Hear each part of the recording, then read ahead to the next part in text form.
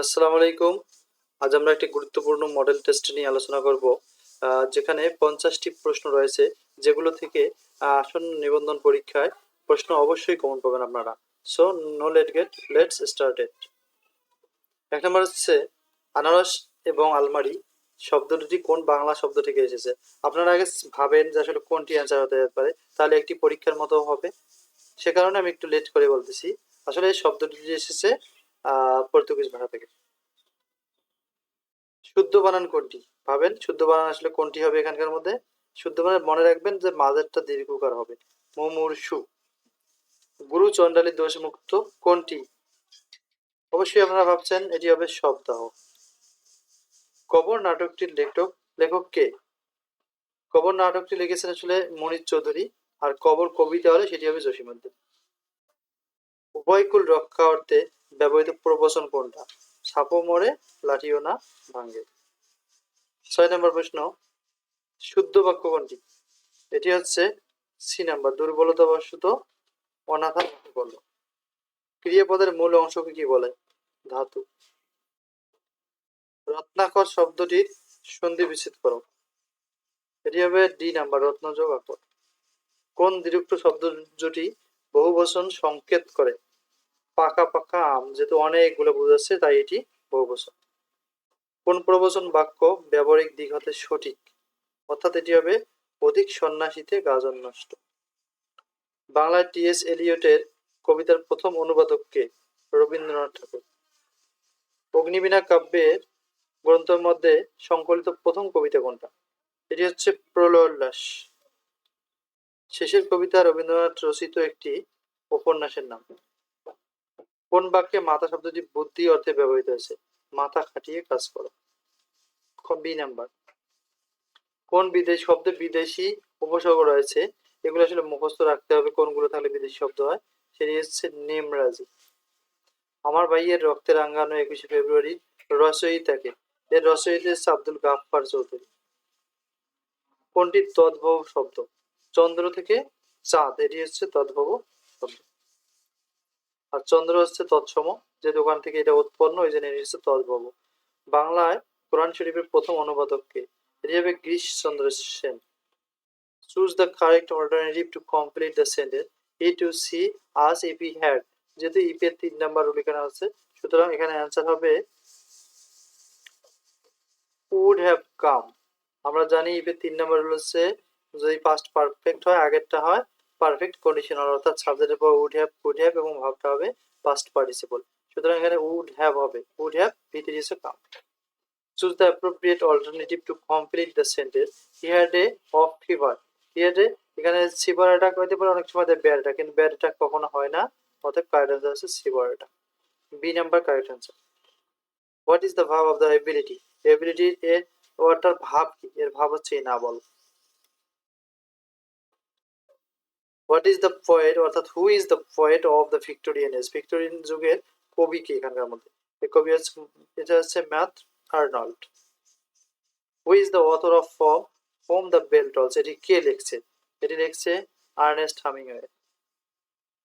He has assured me, এই assured এর পর কোন প্রিপজিশন বসে সেটা জানতে হবে। এটি হচ্ছে of, assured me of safety. May Allah help you, আমরা জানি মে থাকলে এটি সবসময় অবজেক্টিভ সেন্টেন্স হয়, সুতরাং A number correct answer. Rolling stone gathers, rolling এখানে আইএনজি যুক্তর পর একটা নাউন আছে, সুতরাং আইএনজির পর যদি নাউন থাকে তাহলে এটি অ্যাডজেক্টিভ, অ্যাডজেক্টিভের কাজ করলে সেটি বলা হয় পার্টিসিপল, আর নাউনের কাজ করলে সেটি বলা হয় জিরান। যেহেতু যেহেতু এটি অ্যাডজেক্টিভের কাজ করছে তাই এটি হচ্ছে পার্টিসিপল। হি হ্যাজ বিন ইল, আমরা জানি যদি 2 3 ঘন্টা 4 ঘন্টা 5 ঘন্টা এরকম ঘন্টা 2 3 5 সংখ্যা হলে তো অনেক পর, আর অন্য ক্ষেত্রে হয় since. He has been ill since Friday last. Which of the noun of the word beautiful? A beautiful কথাটি noun হচ্ছে beauty. Remember that. Hold water means কি? Hold water মানে হচ্ছে beer examination. অর্থাৎ এটা অর্থ হচ্ছে same. 30 number, out and out means হচ্ছে truly.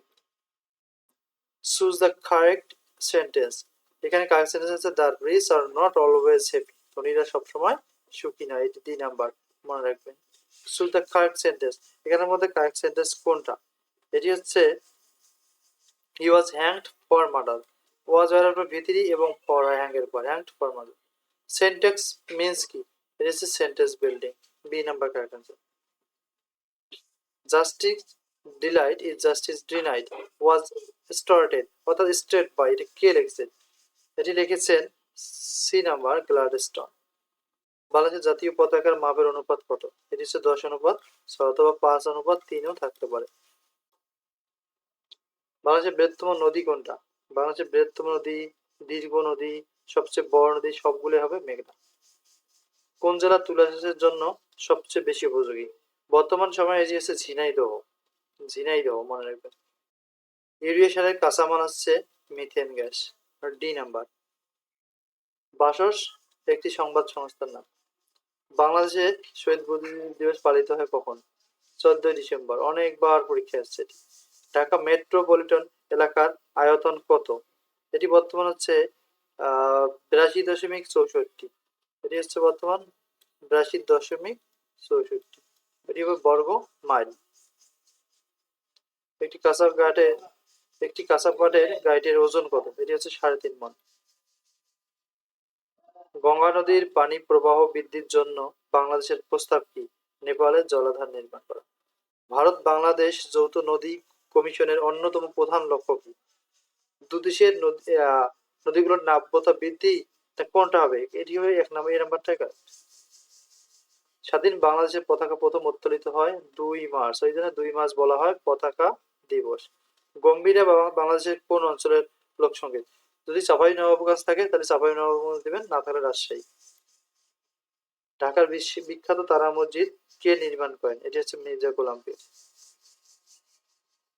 কোন শাসকের সময় থেকে সমগ্র বাংলা ভাষাভাষী অঞ্চল পরিচিত হয়ে ওঠে বাঙ্গালা নামে? এটি হচ্ছে শামসুদ্দিন ইলিয়াস শাহ। বাংলাদেশের উন্নত মানের কয়লার সন্ধান পাওয়া যায় কোথায়? জামালগঞ্জে। বাংলাদেশের চীনামাটির সন্ধান পাওয়া গেছে কোথায়? চীনামাটির সন্ধান পাওয়া গেছে বিজয়পুরে। যদি ভালো লাগে ভিডিওটি, প্লিজ সাবস্ক্রাইব। এরকম আরো নতুন নতুন ভিডিও, যেগুলো অর্থাৎ যে প্রশ্নগুলো চাকরি পরীক্ষার জন্য খুবই উপযোগী, সেগুলো পেতে আমাদের উৎসাহিত করুন। তাহলে আমরা আরো নতুন নতুন এবং আপডেট কিছু প্রশ্নগুলো নিয়ে আসবো। অঙ্ক, ইংলিশ, বাংলা সবগুলোর বিস্তারিত যেখানে সমাধান থাকবে। So please subscribe and thank you for watching the video. আসসালামু আলাইকুম।